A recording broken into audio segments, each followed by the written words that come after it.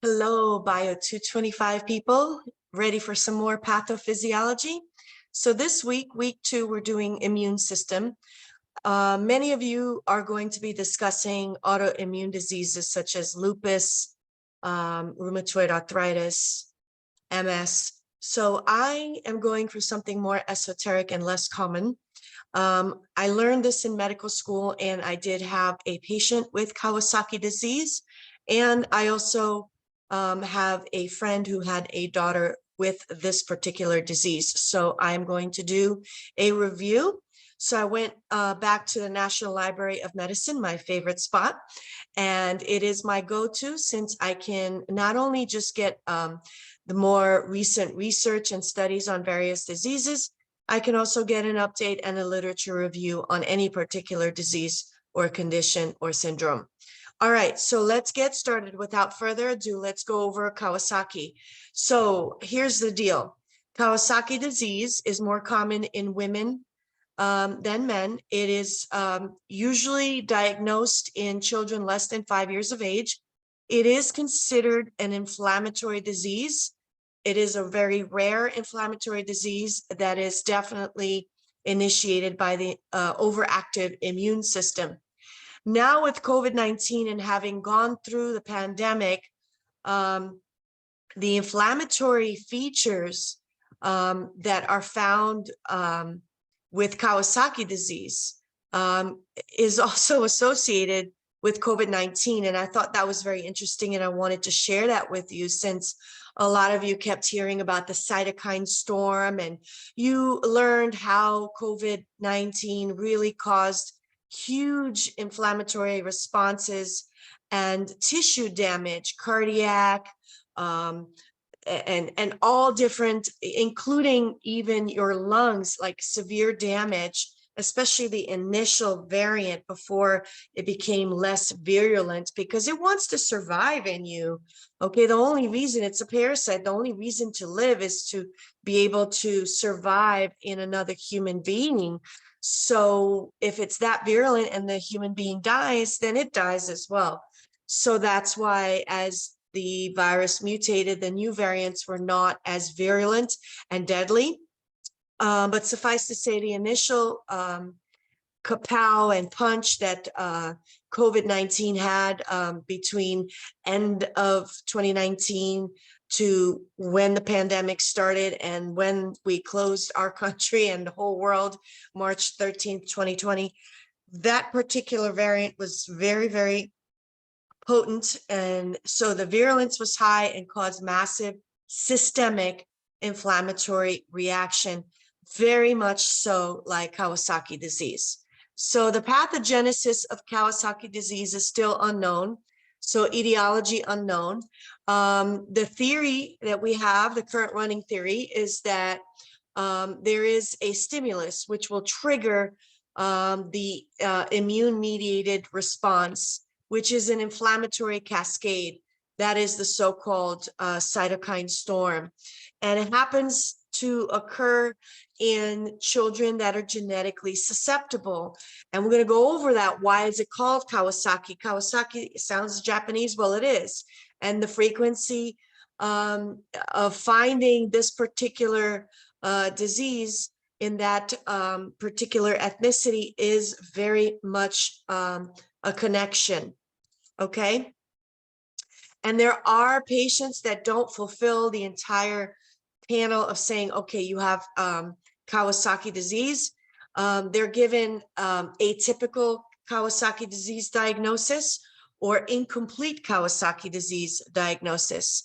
The biggest and most feared complication is the cardiology implications that it has, and it has some really bad ones.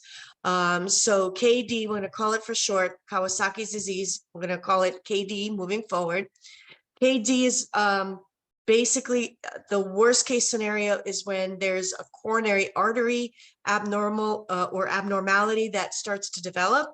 And so the KD patients are at risk for this.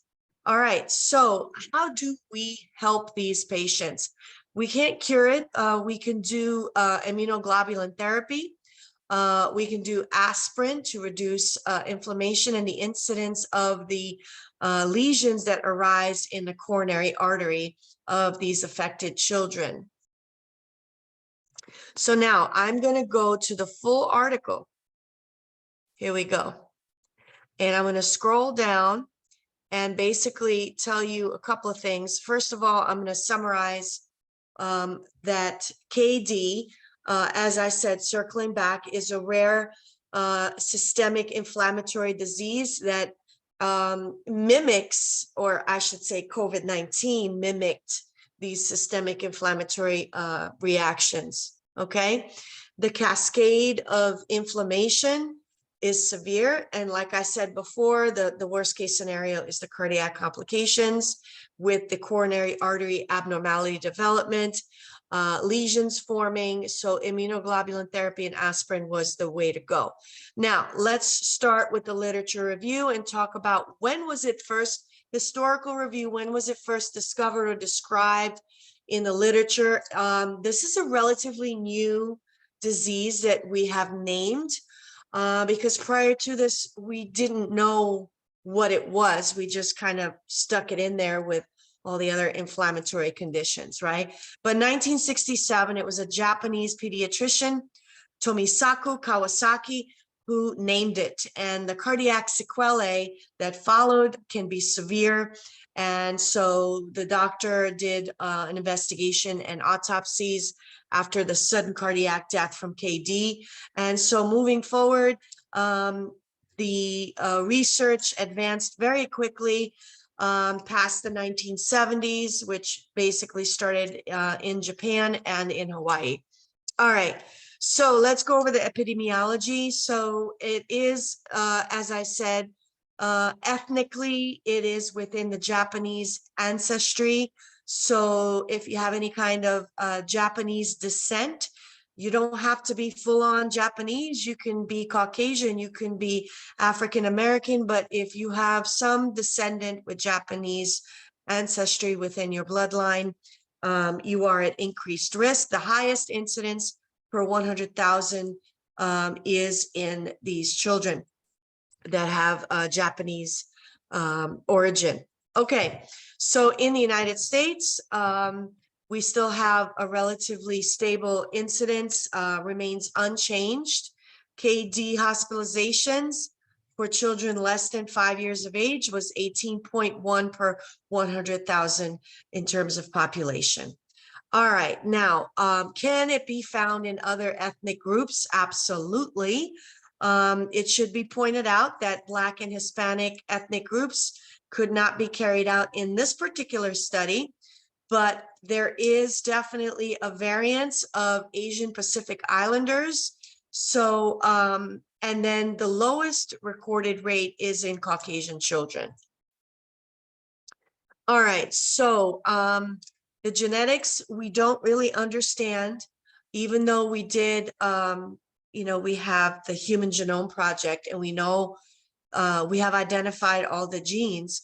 We don't know what specific gene or genetics that this disease plays in the manifestation or pathogenesis of KD.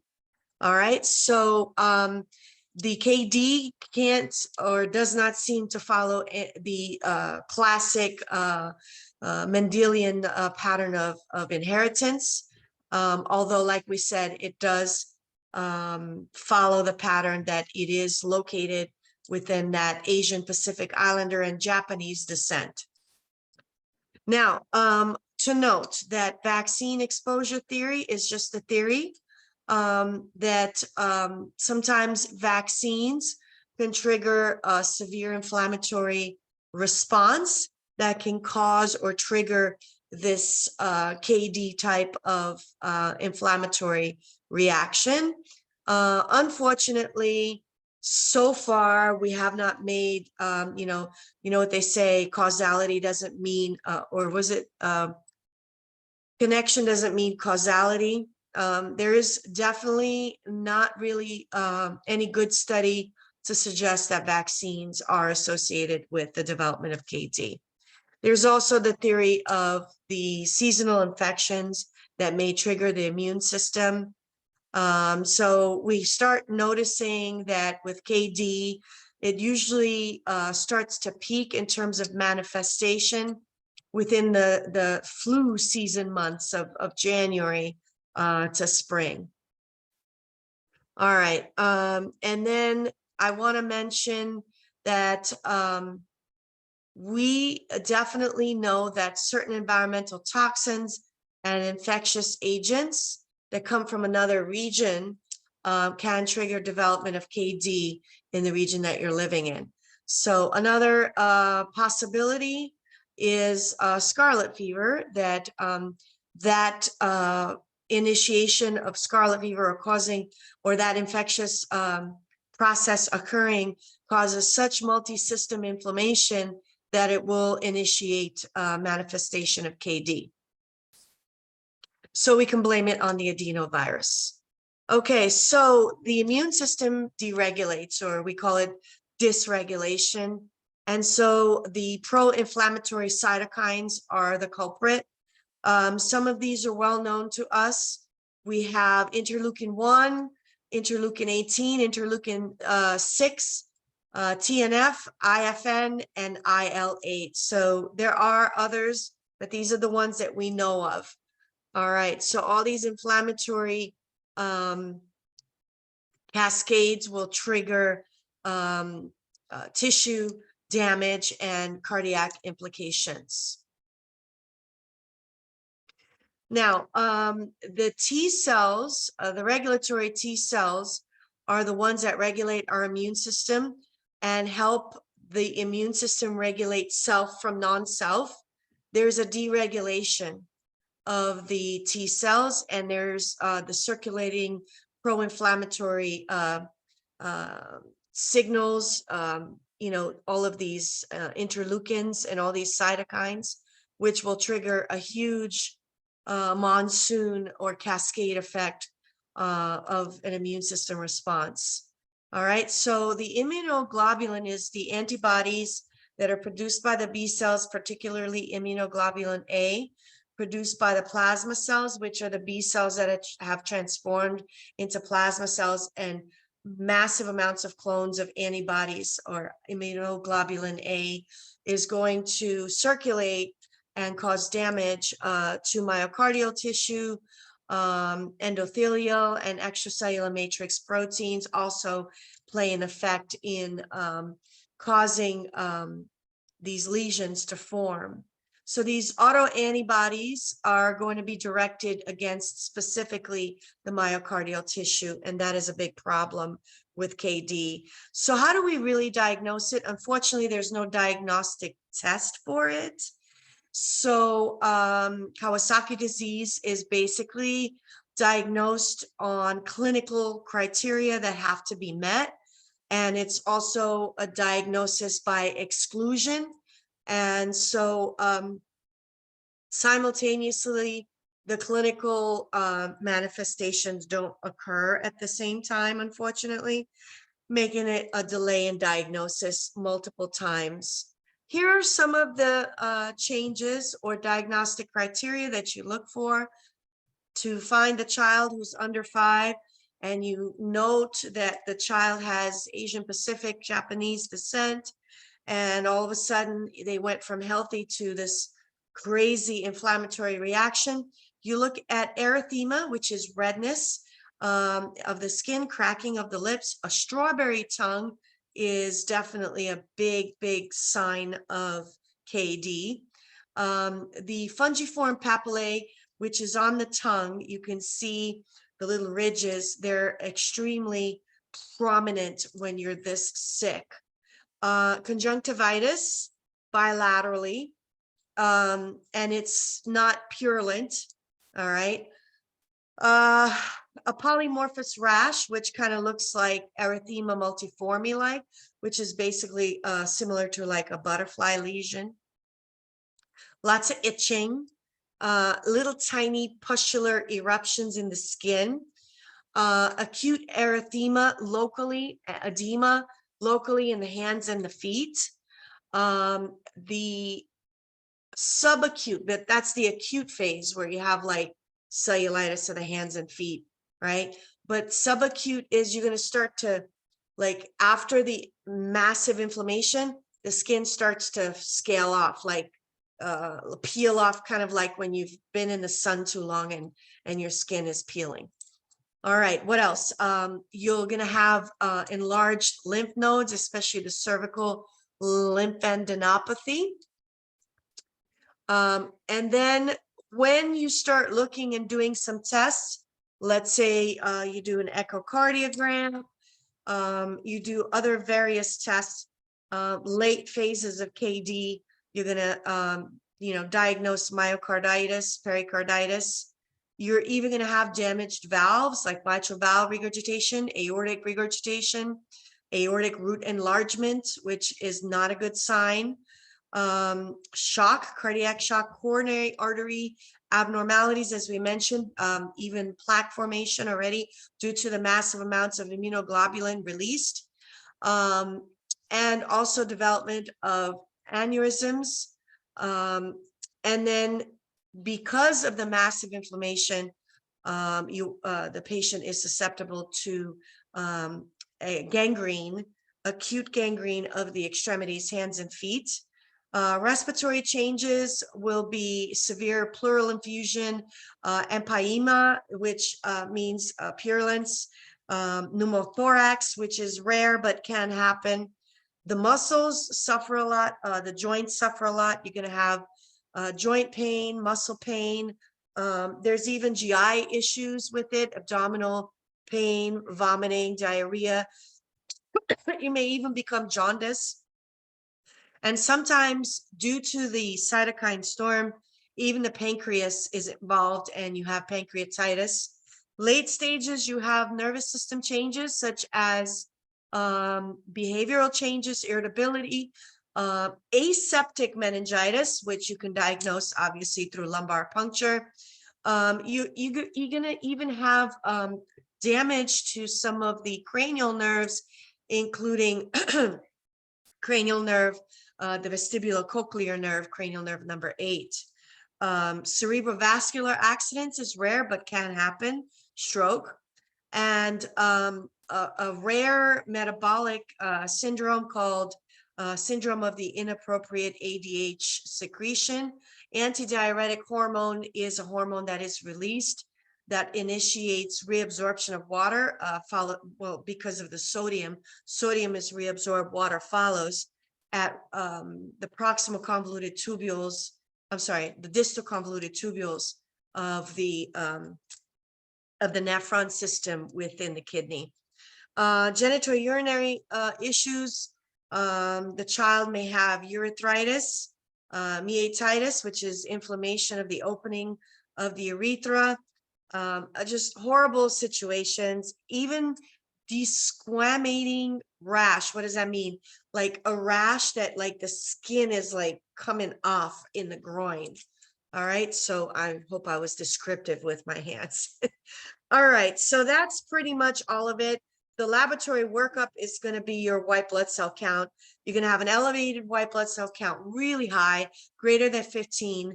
10,000 is, you don't want to go up above 10,000 or else there's definitely an infection.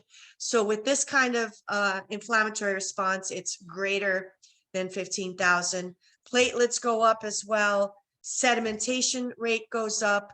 CRP, which is inflammatory signal that we can find. It's a protein that we can, if it's elevated, we know that there's some kind of huge inflammation going on. Albumin, ferritin, everything is above. And then your liver enzyme ALT, GGT, you're going to find white blood cells in the urine, and you're going to see the cerebrospinal fluid filled with elevated protein as well, which is not a good sign. All right, so most children with KD will present in the acute phase with elevated white blood cell count and thrombocytosis after the first week, and it can reach really, really high numbers, very scary, from a 700,000 average to above that as well. And obviously you want to look and do not only a white blood cell count, a CBC with differential, but you also want to do a urinalysis. You want to do echocardiogram. You want to do whatever other tests to diagnose the complications systemically. All right, now the differential is that when you look at Kawasaki disease, you want to do a differential diagnosis between all the other viruses that may contribute to Kawasaki disease. You can have a pre-existing disease such as adenovirus, which then triggers Kawasaki disease. Or you don't have Kawasaki disease and you just have some severe viral infection. So this can happen in children. They may have measles, adenovirus, which I mentioned earlier, enterovirus, and the famous Epstein-Barr virus, the kissing disease, which causes mono. Scarlet fever is one of the big hitters for Kawasaki disease. So this is not viral, this is bacterial. Acute rheumatic fever, Rocky Mountain spotted fever, leptospirosis. And of course, you might also want to just look at the idea of saying, well, maybe it's not Kawasaki and it's just cervical lymphadenitis, but it's usually associated with it. And so it might be the prodromal phase. So moving on, there's also staphylococcal scalded syndrome, TSS, which can initiate similar scenarios of inflammation. Toxic shock syndrome happens a lot in females. So if the child is not under 5, and let's say they're of their puberty and they're already menstruating, perhaps they left a tampon in there too long, and yes, you read the label and it says high risk for toxic shock syndrome if you don't change the tampons frequently. All right, hypersensitivity reaction. Stevens-Johnson syndrome is a common dermatological hypersensitivity reaction. These are some of the differential diagnoses. Juvenile arthritis, polyarteritis nodosa, reactive arthritis, all of these, including toxic mercury poisoning, which can happen in children under 5, right? If they're tinkering with things they shouldn't be playing around with. And of course, there's also multi-system inflammatory syndrome, which mimics Takayasu syndrome, Takayasu disease. What did I say Takayasu? Because I was mentioning something else. Kawasaki. All right. Takayasu is something else. All right. So now that we have gone through a differential diagnosis, I would say, how do we treat it? Obviously, we need to reduce the inflammation. So clearly the primary treatment is going to be trying to reduce the inflammation. There are various ways of doing it. Prompt IVIG therapy. You can't do specific steroid therapy, being that the child is too young, but we do immunoglobulin therapy, intravenous, and aspirin is thought to be safe for children. Corticosteroids, it is kind of controversial. And I will say this, that if it's really, really bad, corticosteroids will be used. But as you know, long-term, there is a risk with long-term therapy, corticosteroid therapy in children. It does stunt growth. Okay. So we also want to talk about tumor necrosis factor, TNF inhibition. This seems to be a treatment that works very well. And another one is interleukin-1 inhibition and calcineurin inhibition. So these are some of the things that you can do to prevent the overexcitability of that immune system response. And then, of course, you want to prevent thrombosis so that you don't have children that are clotting, and preventing aneurysms and preventing stroke and all that. All right, so I do hope that this was an interesting literature review. And Sorry, I changed the name on you earlier. Please ignore my previous name. We can talk about that other disease I mentioned, but not right now. Today it's all about Kawasaki, but there is another one, Takayasu, but that's something else. So anyway, I hope you enjoyed it, and I'll talk to you later. And each week I'll showcase a different disease just to keep it fresh, since I know you guys have plenty of content there. I'm going to give you something more esoteric, because who knows, maybe you'll come across someone with Kawasaki. I did, times 2. All right. Bye, everyone.